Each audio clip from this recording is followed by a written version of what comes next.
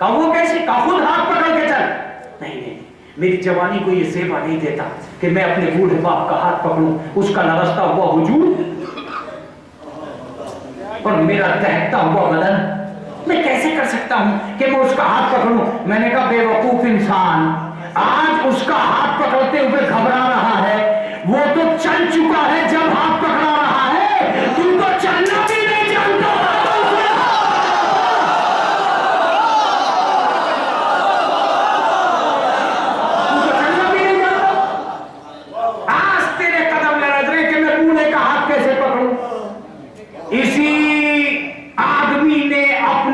زندگی کی قربانیاں دے کر تیری عمارت جوانی کو آباد کیا ہے. یہ جو تیری جوان عمارت کھڑی ہے یہ اس کے بڑھاپے میں ہے. بس ماں باپ میں اور بیٹے کی اطاعت میں یہی فرق ہے کہ بیٹا خدمت کرتا ہے، باپ ڈھلتا چلا جاتا ہے، باپ خدمت کرتا ہے، بیٹا پلتا چلا.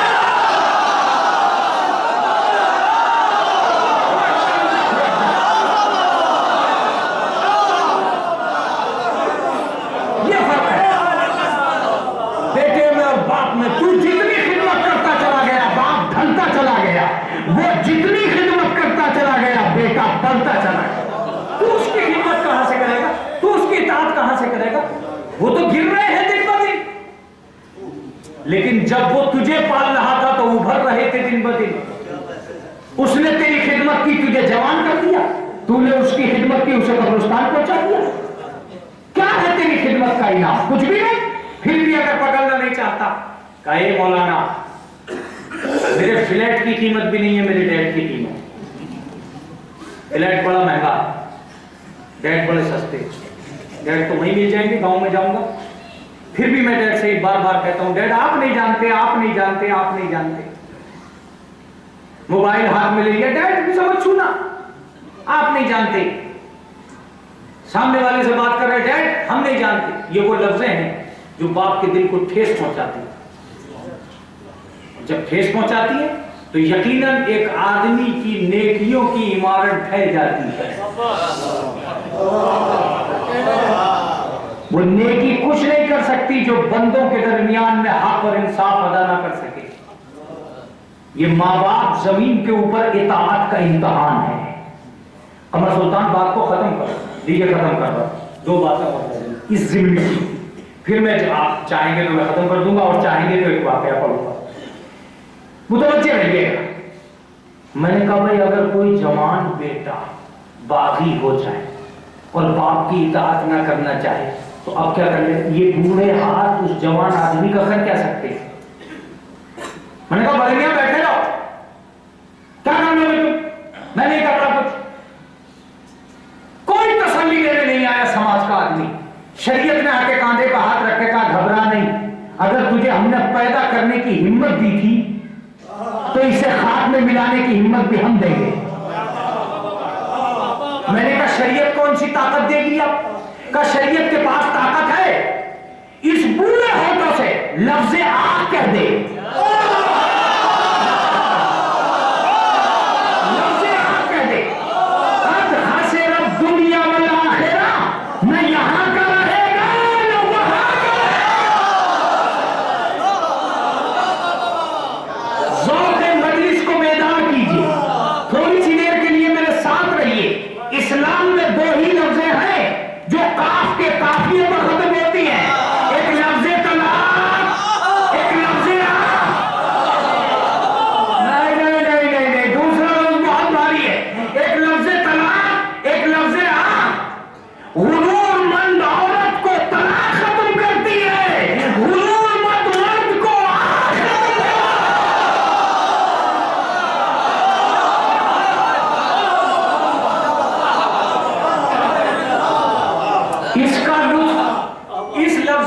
سب سے زیادہ پتہ کس نے لیا؟ شورا حضرات. کیونکہ اور طلاق، لیکن طلاق کا مطلب بگڑی ہوئی عورت اگر سامنے آ جائے تو اسے طلاق کے ذریعے سے آپ صحیح کر سکتے ہیں. اگر مرد بگڑ گیا، بیٹا بگڑ گیا، تو آگ کے ذریعے سے اسے آپ ختم کر سکتے ہیں۔ اتفاق وقت ہے کہ دنیا شریعت میں ان دونوں لفظوں کا اجماع ممکن نہیں ہے، لیکن ایک کائنات میں ایک انسان ایسا پیدا ہوا جسے رسول دونوں اتھارٹی دے کے گئے۔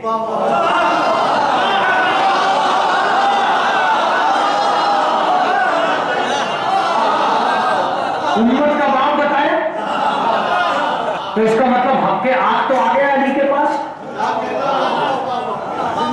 جلدی جلدی کر رہا ہوں میں تاکہ آپ جتنی جیسے جیسے ہو سکے ویسے ویسے سمجھ لیجیے گا، کوئی مشکل نہیں، جیسے جیسے ہو سکے۔ جب امت کا باپ کہا تو لفظ آگ کا حق آ گیا علی کو۔ اب بتایا یا علی نفسوں کا نفسی، تیرا نفس میرا نفس ہے۔ نکاح کے صیغے جاری ہوتے ہیں لفظ نفس پر۔ جو نفس ہوتا ہے اسے نکاح کرنے کا حق بھی ہے، طلاق کا حق بھی ہے۔ نفس رسول ہے علی، اس کا مطلب یہ کہ علی کو حق حاصل ہے کہ رسول کی بیویوں کو طلاق دے دے۔ ارے کہا مولانا یہ کیسے کہہ رہے ہو؟ میں نے کہا نفس رسول ہونے کے ناطے یہ حق رسول اللہ دے کے گئے تھے علی کو۔ کہنا کیا چاہتے ہیں آپ؟ میں نے کہا علی کو دونوں حق ہے، علی کو دونوں چیزیں دے کے گئے تھے رسول اللہ۔ اگر کوئی امت کا آدمی بگڑ جائے تو حق کر دینا، عورت بگڑ جائے تو طلاق۔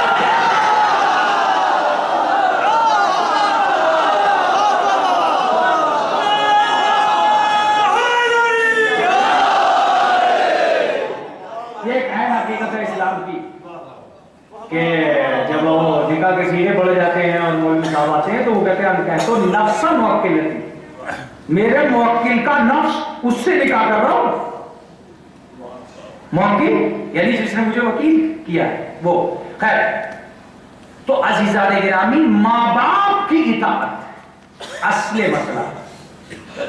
اب یہ لفظیں ہیں باقاعدہ شریعت کی کہ اگر تم زندگی میں حق ادا نہیں کر پائے اور زندگی میں ماں باپ کے ساتھ وہ حسن سلوک نہیں کر پائے تو بعد میں اگر بچہ ایصال ثواب مکمل طریقے سے کرتا ہے تو گویا اس نے زندگی کی خدمت کا حق ادا کر دیا۔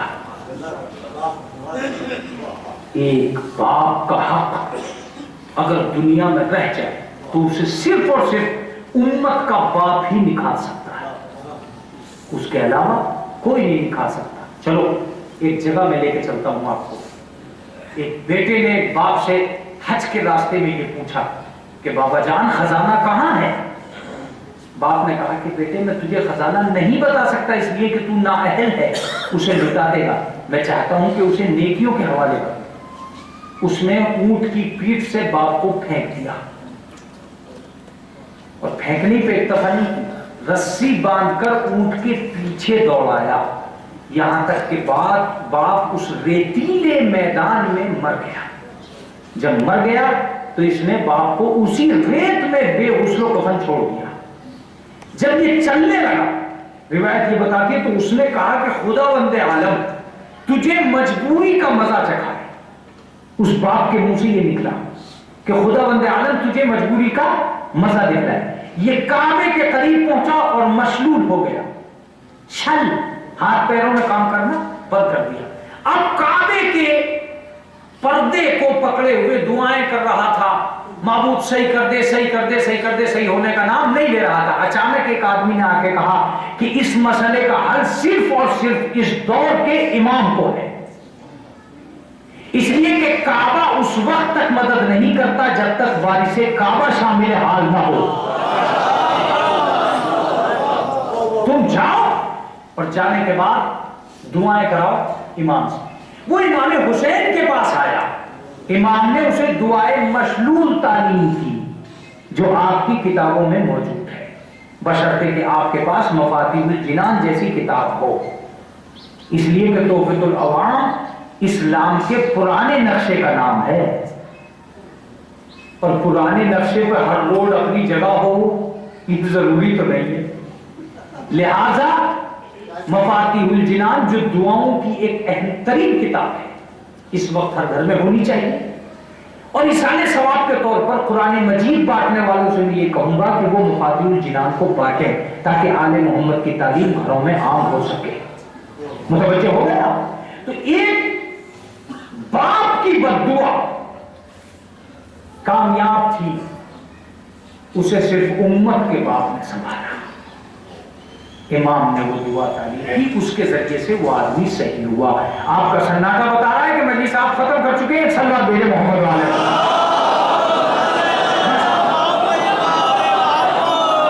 میں نے بھی مجلس کو تمام کر دیا. اب میں آخری بات کروں.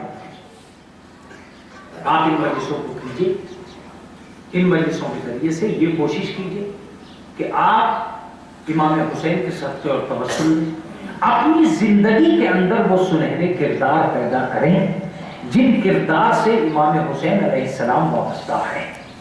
یہ بات تسلیم کر لیجئے کہ امام حسین نے جو قربانی دی ہے وہ اپنی قوم کی بہبودی کی خاطر دی ہے، عزت کی خاطر دی ہے، سماج کو باوقار بنانے کی خاطر دی ہے.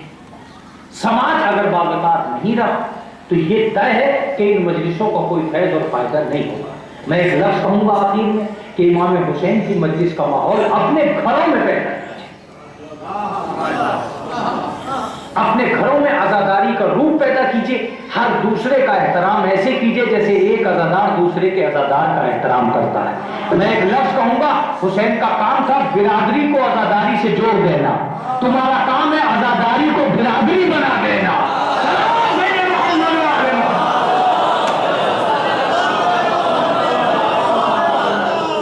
تمہارا کام ہے برادری کو عزاداری بنا. عزاداری کو برادری میں بلایا گیا، اب برادری کو ضرورت ہے کہ وہ عزاداری کو گھر گھر نام کرے. کیا مطلب؟ آپ کی عزاداری میں بہت سی چیزیں ہیں جو آپ سے اپیل کرتی ہیں کہ آپ کو کیسا ہونا چاہیے. میں ایک لفظ کہا کرتا ہوں جو بہت ساری مجلس نہ پڑھ کے اگر میں یہ لفظ آپ سے کہتا اور ہاتھ جوڑ کے کہتا کہ قمر سلطان کی یہ بات مان لیجئے گا اور آپ نے مان لی ہوتی تو میں سمجھتا شاید میں سرگرو ہو جاتا. آپ کو تیار کیا گیا ہے دوسری قوموں کے لیے، اپنے لیے تیار نہیں کیا. امام حسین نے اپنی امام بارگاہ میں آپ کو بلایا تاکہ آپ یہ ثابت کر سکیں آل محمد کی نظر میں، معصوم کی نگاہوں میں، کہ آپ کیسے ہیں. جب آپ امام باڑے میں بیٹھے اور آپ نے آ کر معصومین کے سامنے یہ ثابت کر دیا کہ ہم کیسے ہیں، اب معصومین نے کہا کہ آپ جلوس میں جاؤ اور زمانے کو دکھلا دو کہ ہم کیسے ہیں. اس کا مطلب یہ کہ آپ کی مجلس آپ کے کردار کے لیے ہے اور آپ کا جلوس زمانے کے کردار کے لیے. آپ کو پورے زمانے میں جانا ہے. اس مجلس میں بیٹھا ہوا ہر انسان یہ سوچ لے کہ اگر وہ آج سے یہ کوشش کرے گا کہ میں ایک انسان کو جو غیر عزادار ہے اسے سال بھر میں عزادار بنانے کی کوشش کروں گا، تو اگر مجلس میں 100 آدمی بیٹھے تھے اور 100 عزاداروں کا اضافہ ہو گیا تب آپ بتائیے کہ حسین کی عزاداری کتنی عام ہوگی. نہیں، عزاداری مجلس میں نہ کیجئے، عزاداری اپنے آفس میں کیجئے. عزادار یہاں بنیے، وہاں عزادار بنانے کی کوشش کیجئے. صلوات بھیجے محمد والے.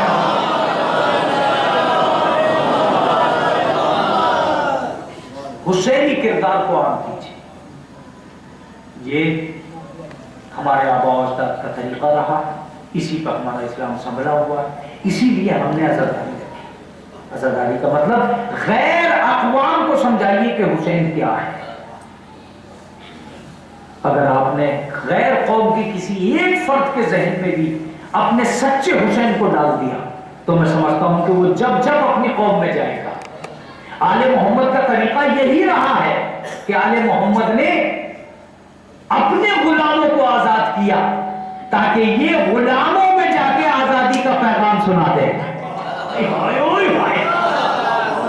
اپنے غلاموں کو آزاد کیا تاکہ غلاموں میں جا کے آزادی کا پیغام سنا دے. صلح حدیبیہ میں کیا ہوا تھا؟ صلح حدیبیہ میں یہ ہوا تھا کہ جو رسول اللہ نے قیدی پکڑے تھے ان کو آزاد کر دیا اور جو ان کے اپنے قیدی تھے ان کو آزاد نہیں کرایا. رسول سے کسی نے پوچھا کہ آپ نے اپنے قیدیوں کو آزاد نہیں کرایا، ان کے قیدیوں کو آزاد کر دیا؟ کہا یہ اسی لیے کیا ہے میں نے کہ ان کے قیدی ہمارا کیا کرتے، البتہ ہمارے قیدی ان میں اسلام پھونکیں گے. جب تک وہ ان टहलने का मौका मिलेगा। इसका मतलब यह है कि हमें घर में मौलाई बनना नहीं है, दूसरों के घरों को मौलाई बनाना है। हम जहां हो वहां इस्लाम की तालीम का नमूना बन जाए, हम किरदार बन जाए। चलो बस अब ज्यादा देर नहीं है, अब इस मजलिस को थोड़ी सी देर के लिए उस चीज पर तोलो कि ये किस बेस पर हो रही है। ये मजलिस इस बेस पे हो रही है कि कभी तो पूछो अपने इमाम से कि हमने मजलिसें की, हमें क्या मिला। पूछो, अगर नहीं पूछते हो तो बेकार है। मैं कहता हूं कि तहजीब देने के लिए मजलिस हुई, तमद्दुन बांटने के लिए मजलिस हुई, विकार कायम करने के लिए मजलिस हुई, इज्जत कायम करने के लिए मजलिस हुई। पूछो आले मोहम्मद से कि ऑफिस से तनख्वाह मिलती थी, मजलिस से क्या मिला। शायद आले मोहम्मद की आवाज आएगी, तुम नहीं जानते हो, हम तुम्हें दिए बगैर रह जाएं, ऐसा कैसे हो सकता है? हम तुम्हें दिए बगैर रह जाएं। सुनो, मुश्किलें दी हैं जमाने ने, मुश्किल कुशा दिए हमने। हाजतें दी जमाने ने, हाजत रवा दिए हमने। अवाम दी जमाने ने, इमाम दिए हमने। आले मोहम्मद के घराने का तकाज़ा। सारी कायनात जब कब्र से वापस आ रही होती है तो सिर्फ अली होते हैं जो कब्र के अंदर आ रहे हैं। ये मरने वाले क्या सोच रहा है, बताते रहे इमाम कौन है। हर शिया को याद आता होगा जब उससे पूछा जाता होगा तेरा इमाम कौन है, तो उसे याद आता होगा कि कब्र में इमाम आए, तो शायद वो मुड़ के कहता हो, अली आज आपको आपके बेटे का पुरसा देता हो। अल्लाह। एक अज़ादार की मजलिस दूर दराज से मजमा आया है, चेहलुम है, चेहलुम में पुरसा देने के लिए आया है। लेकिन मैं कहूंगा सही है, आप सलमान के मरने पर उसके वतन आए, उसके बच्चों को सुकून मिला, उसके बच्चों को सुकून मिला, लेकिन थोड़ी सी देर के लिए मदीना चलिए जहां कोई ज़ैनब से ये कहने नहीं आया कि ज़ैनब हम पुरसे के लिए आए।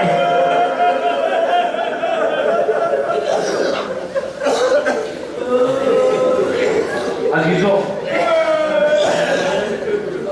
न जाने कितनी बेवाएं, कितने अफराद हैं जो आज भी आपकी तरफ देखते हैं। मैं एक लफ्ज और कहा करता हूं कि ये चेलुम सोयम 10वां 20वां क्यों है। ये 10वां 20वां और सोयम और चेलुम सिर्फ इसलिए होता है कि कौम और बिरादरी से शरीयत ये चाहती थी कि कौम और बिरादरी उसके घर पे जाके देखे कि उसके घर के हालात क्या हैं। आज कौम के लोग पहचान लें कि यतीम कौन हुआ है, अगर कल उन्हें जरूरत पड़ गई तो उनके काम आ जाए। लेकिन अजीजों, मैं एक बात कहता हूं कि आज भी समाज में तुम जाओगे तो तुम्हें बहुत से अफराद ऐसे मिलेंगे जो ये जानते भी होंगे कि वो यतीम हुए हैं, कुछ ऐसे मिल जाएंगे जो ये भी नहीं जानते होंगे कि वो यतीम हुए हैं कि नहीं हुए हैं। बस सकीना ने यही सवाल किया था अपने बाबा से, ए बाबा, मकतल में जाने से पहले मुझे ये बता जाओ कि यतीम किसे कहते हैं।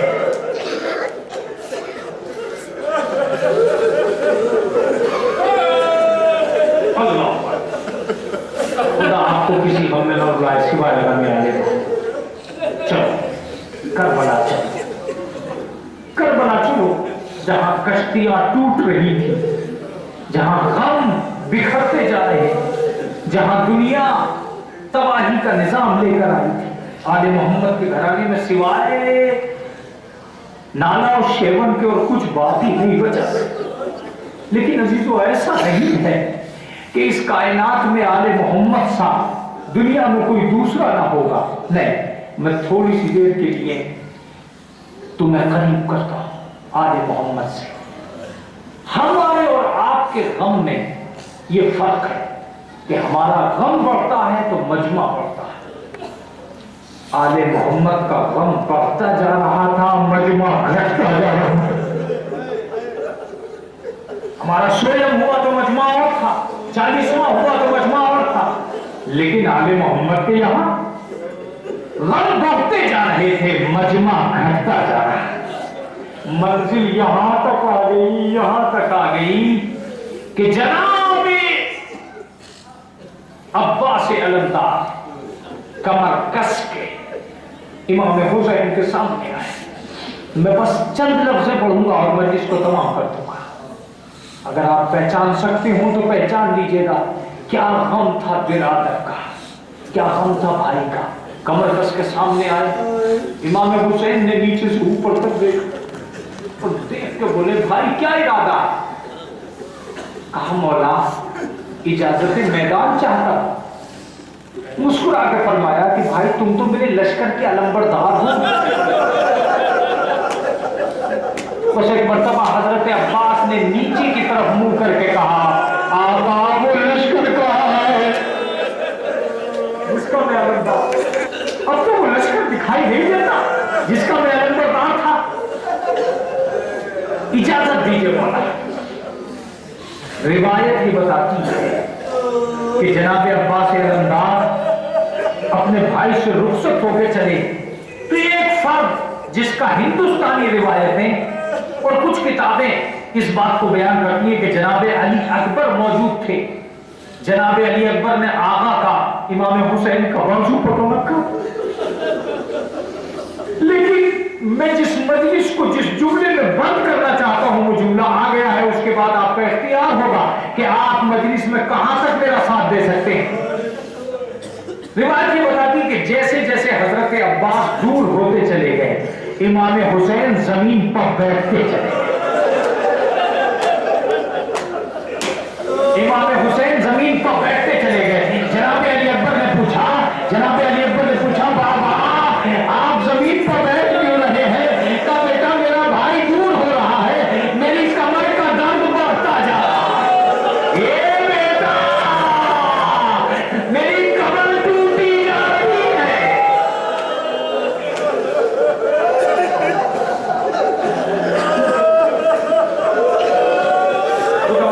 आपको किसी धुन में बुलाए सिवाय हमें आले मोहम्मद परवरदिगार तुम्हारी इन आंखों को सलामत रखे, इन आंसुओं को कबूल करे।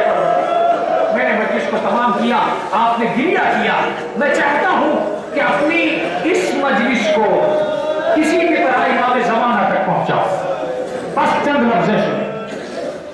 इमाम हुसैन जमीन पर बैठे थे और इमाम हुसैन ने अली अकबर से एक लफ्ज़ कहा, अली अकबर मैंने हर मुजाहिद की जंग खड़े होकर देखी, लेकिन अली अकबर बेटा खड़े होने की हिम्मत नहीं रही। बेटा मैं अपने भाई की जंग नहीं देख सकूंगा। मुमकिन हो तो मुझे बता दे कि तेरा चाचा कहां है। उस एक मर्तबा जनाब अली अकबर कहते हैं बाबा जान चाचा तो नजर नहीं आ रहे। इतना लश्कर है और इतने लश्कर का दल है कि चाचा नजर नहीं आ रहे हैं। बस इतना कहना था कि इमाम हुसैन ने फरमाया बेटा अगर चाचा दिखाई नहीं देते तो कम से कम अलम तो दिखाई देता। ए बेटा तुम मुझे बताओ अलम कहां है? अभी तो मेरी मजलिस में सिर्फ 3 लफ्जें रह गई है, 3 लफ्जें जहां मैं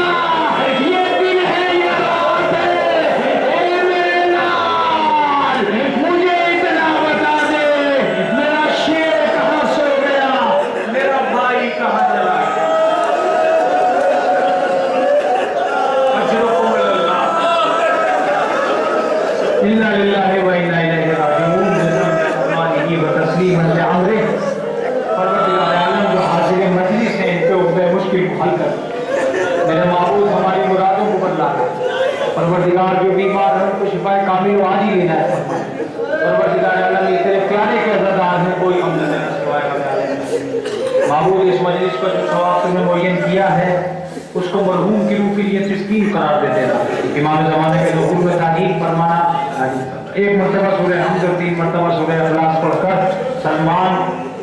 سلمان عباس ابن صغیر احمد کی روح کو سمجھ